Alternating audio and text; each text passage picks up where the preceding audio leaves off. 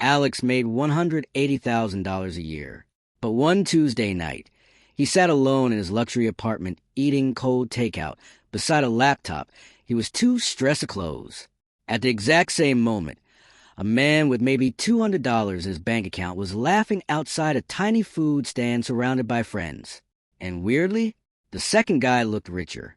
Most people spend their entire lives chasing rich. Bigger salary, bigger house, better car, better watch.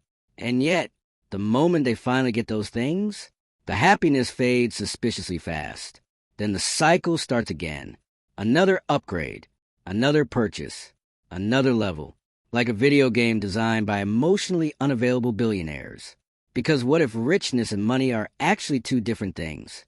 What if we confuse expensive with valuable? Today, I want to show you something uncomfortable. Why some people with less money feel more alive, more free, more connected than people making six figures. And once you see it, you start noticing it everywhere. Stay with me, because by the end of this video, you may completely rethink what being rich actually means. Alex was winning. At least that's what everybody thought. Corner apartment, remote tech job, Rolex, gym membership he paid for but emotionally ignored. His Instagram looked like a finance ad targeted at insecure men. And every Monday morning, co-workers said the same thing. Man, you're living the dream. But they didn't see 2:13 a.m. They didn't see Alex staring at the ceiling, calculating whether his successful lifestyle was quietly trapping him. Rent, car payment, subscriptions, status spending, stress spending.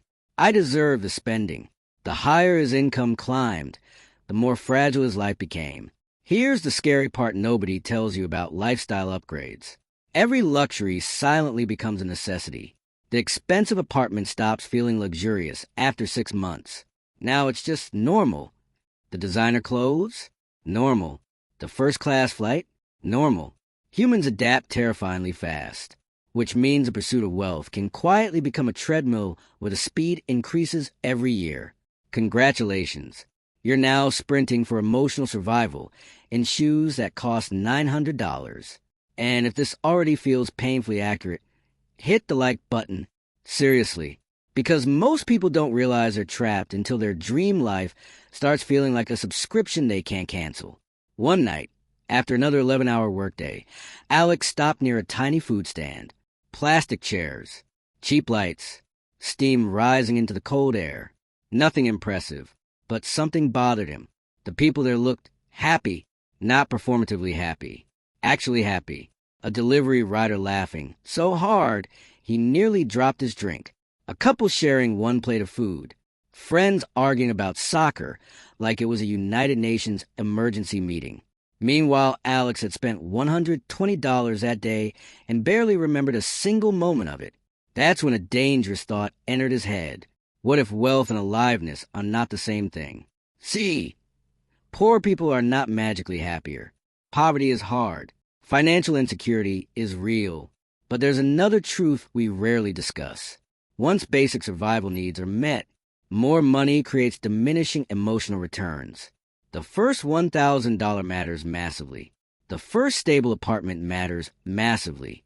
Food security matters massively. But going from a luxury car to a slightly more luxury car, your brain adjusts in about 3 business days. Yet people sacrifice years of their life for those upgrades. Why? Because modern society sells wealth like a religion, and status becomes addictive. We stop buying things for usefulness. We buy them for identity. The car says, I made it. The watch says, respect me. The penthouse says, envy me. Meanwhile, your actual happiness is somewhere buffering in 240p quality. Quick question for you. Have you ever bought something expensive, then felt weirdly empty a week later?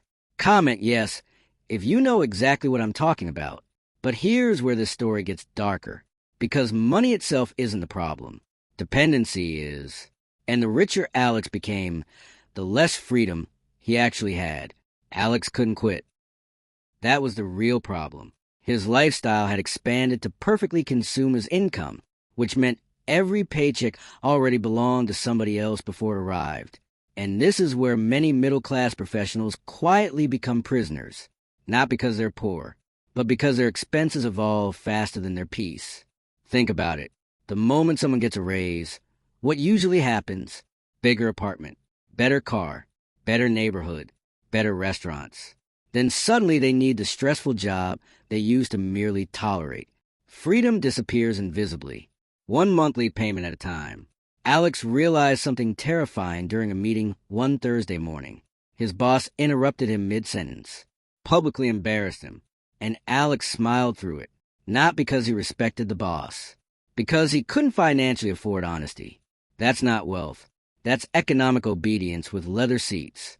Society praises high earners without asking the most important question: how much freedom does that money actually buy? Because real richness might not be measured by income, but by how much of your life still belongs to you. And this is where people with less money sometimes win unexpectedly. Smaller lifestyles often create bigger flexibility. Less debt, less image maintenance, less pressure to constantly perform success. Some of the freest people alive own surprisingly little, not because minimalism is trendy, but because dependency is expensive. Here's another thing Alex noticed. The wealthier his environment became, the more isolated everybody looked. Doors closed, noise canceled, lives separated. Meanwhile, in lower-income neighborhoods, people borrowed things from each other, talked outside, shared meals, helped raise each other's kids. Again, poverty is not romantic, but community is wealth. And modern success often accidentally destroys it, because hyper-independence sounds glamorous, until you realize nobody would notice if you disappear for 3 days except your internet provider. Your payment is late. Finally, someone cares. Studies repeatedly show that strong relationships are one of the strongest predictors of long-term happiness. Not luxury consumption, not status symbols, not even income past a certain point. Connection, which creates a brutal question. What's the point of becoming financially rich if your life becomes emotionally bankrupt? And trust me, the next realization Alex had completely changed how he measured success forever. Alex started paying attention to people differently.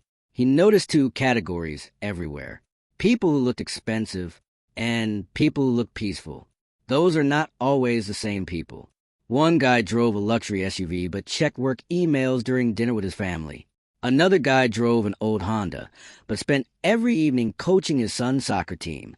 One looked wealthier. The other looked richer. Massive difference. Because richness might actually be time ownership, emotional calm, strong relationships, health, purpose, freedom to say no, things money can help, but money alone cannot guarantee. And the moment Alex understood this, his entire definition of success started collapsing.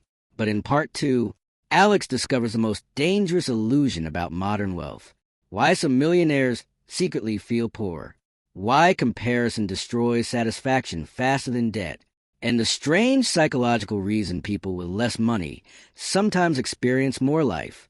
Plus, I'll show you the simple richness audit Alex used to completely rebuild his priorities.